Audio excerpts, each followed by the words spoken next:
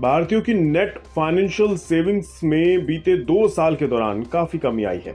इसकी वजह है लोग अपनी बचत का इस्तेमाल घर और वाहन खरीदने में कर रहे हैं।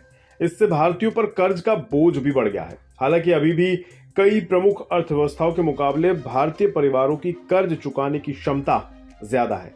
आंकड़ों के मुताबिक भारतीय परिवारों की कुल वित्तीय बचत 2 साल में 6 परसेंटेज पॉइंट घट गई है।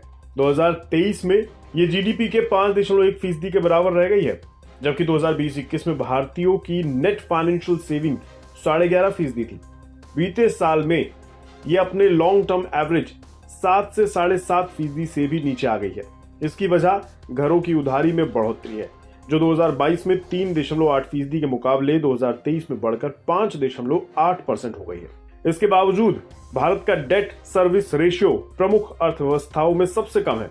अगर मार्च 2023 तक डेट सर्विस रेशियो के आंकड़ों को देखें तो भारत में ये 6.7% है, जबकि अमेरिका में 7.8% है, जापान में 7.5% है, ब्रिटेन में 8.5% है, कनाडा में 14.3% और दक्षिण कोरिया में 14.1% है।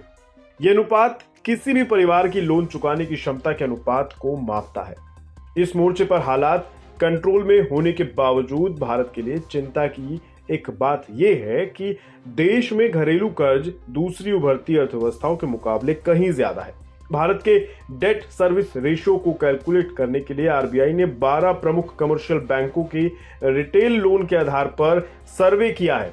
इन बैंकों की कुल रिटेल में 80% हिस्सेदारी है। मार्च 2023 के आखिर में भारतीय परिवार का डेट सर्विस रेशियो 6.7% होने का अनुमान है, जो मार्च 2022 में 6.6% के मुकाबले बढ़ गया है।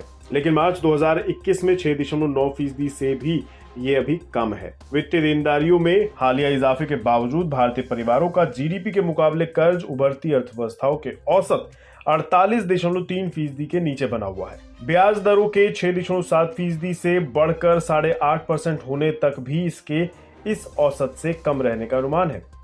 आय के स्तर में 21% की गिरावट के बावजूद भी ये इस औसत से कम रहने का अनुमान है। ऐसे में भारत में वित्तीय बचत में आई गिरावट को फिलहाल आरबीआई के एनालिसिस में चिंताजनक नहीं माना गया है। सख्त मॉनेटरी पॉलिसी के चलते भी घरों की कर्ज देनदारी पर असर पड़ने की बात इस विश्लेषण में कही गई है।